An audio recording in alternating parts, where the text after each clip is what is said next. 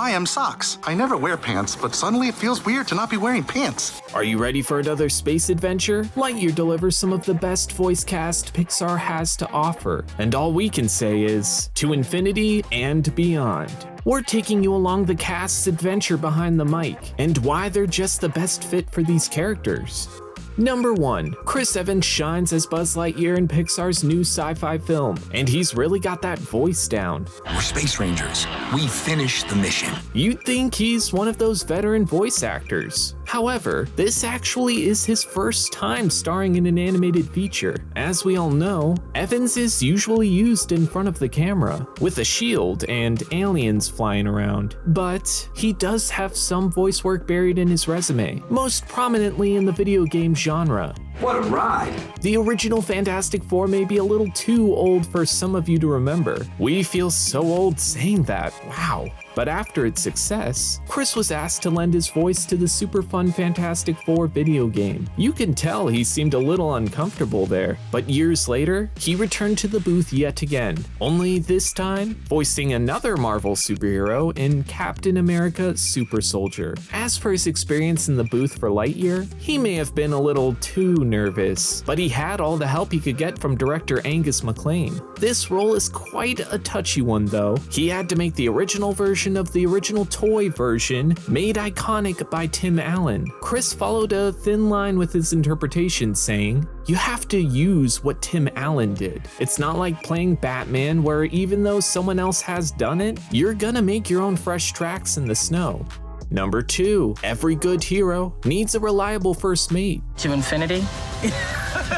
Uzo Aduba was more than ready to fill the shoes of Alicia Hawthorne, and had a hilarious time doing so in the process. All the adults would probably know Aduba from her off-putting character Crazy Eyes from Netflix's Orange is the New Black. Every actor has got their ranges, so of course the kids would recognize her as the voice of Bismuth from Steven Universe. She may have just fallen head over heels for Alicia, because she's really always the one keeping the cast in check. Are you willing to lose another 4 years? And that moment she calls out Buzz for his self-narration just screams the perfect Uzo character. OMG. Number 3. Sometimes you need someone to give you a big reality check, and Buzz really needs one. A lot. There seems to be no sign of intelligent life anywhere. Chris Evans really seemed to get a kick out of this moment. He cannot help but laugh at the big ego of Buzz at the beginning of his journey. It's not a strange thing for Evans to crack up on set. In fact, he's probably done it more than others. But we never really thought about a voice actor corpsing during a scene, so there you go. We guess it can happen just as much in the booth. This moment made him laugh so hard that it appears he may have lost his bearings a little. We're always in it for these moments behind the mic. Number 4. It seems Lightyear made its way across generations, with the story introducing Alicia Hawthorne's granddaughter, Izzy Hawthorne, into Buzz's journey. Keke Palmer snagged the role, and oh, was she excited for it. I was so excited to jump in that world as a fan and as an actor. She's always been a big fan of the Pixar universe, becoming obsessed with Buzz since Toy Story. Like some of the other cast, Keke's got a firm grasp on the whole voice acting thing. She's been in quite a few animations, from the Cleveland show to Ice Age. That's a pretty big range of characters, and quite the foundation for her big role in Lightyear. Number 5. Things can get intense. I'm Buzz Lightyear. I'm always sure. Not only for the audience, but apparently for the cast as well. Evans really goes all in at the booth, really giving everything he's got to this line. We get it. As an actor, you really gotta back up that intense moment with a little physicality. You can really see the veins bulging from his head and neck. Yikes. We hope he took a little breather after this moment.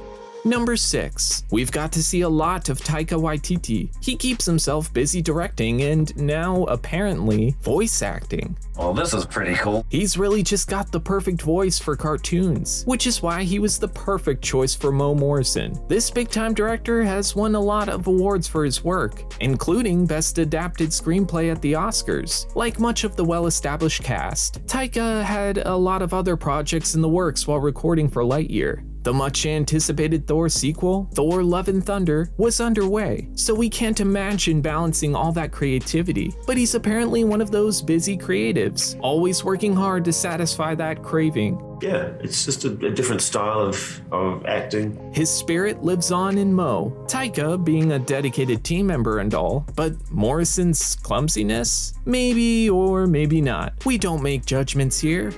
Number 7. What an unlikely Buzz companion Socks is. Socks is both butler who's there to help, but also a good friend to listen. Not only is it adorable to see a robotic cat fight aliens, but it also has a super cool actor giving it a voice. Some may not recognize the name Peter Son, but when you take a look at some of the projects he's done, you'll see he's been behind the scenes of some of our favorite childhood classics. He's a huge staple in the Pixar community, doing everything from animating to lending his voice. Starting with the iconic Finding Nemo, he's been in pretty much all of their films since. We're so glad he's given a chance to shine in Lightyear, even if he's just chasing lasers in this one.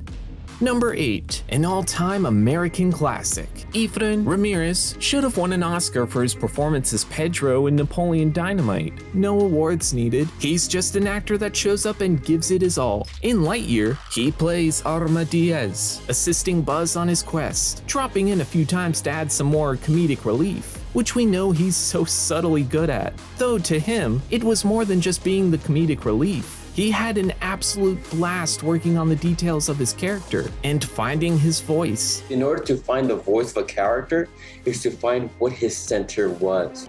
Number 9, bring on the boom, Dale Souls. And she brings it to this one with everything she's got. A real no-nonsense gruff type who can take any 3 objects and make them explode. Before snagging the role of the wild Darby Steele, she played the character of Frida Berlin in Orange is the New Black. That's pretty cool. She got to team up again with Orange alumni Uzo Aduba again, only this time, she's playing a much different character. Like the rest of the cast, it looks like Dale had an exhilarating experience behind the mic. In my opinion, they must be very good-hearted people. However, she brought something no one else could, a very explosive presence.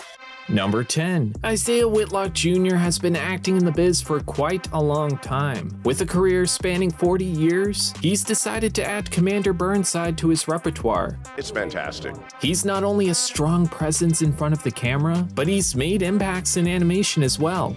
Number 11. Talk about flying under the radar. When Bill Hader was cast as Featheringhamstan, a lot of people were really not aware. Of course, Bill has made comedic gold over the past decade and stepped aside into the dramatic world of HBO's Barry. His personality was used in some of the biggest animated blockbusters, like Cloudy with a Chance of Meatballs and the fan favorite Inside Out. We're not really sure why he didn't do a whole lot of press for this one. However, we can't rule out that he was taking Barry a little too seriously, and just imagined in real life that he was evading his capture.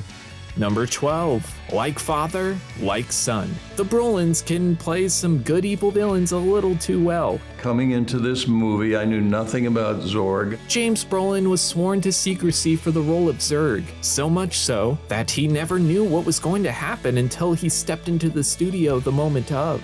Everything would be learned on the spot at the recording sessions. Writers would literally hand him the scenes he was about to record, right when he stepped behind the mic. Talk about some on-the-spot acting.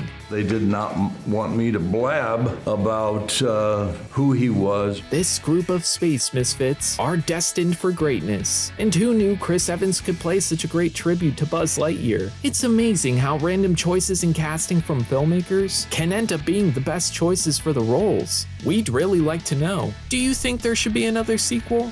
Let us know in the comments.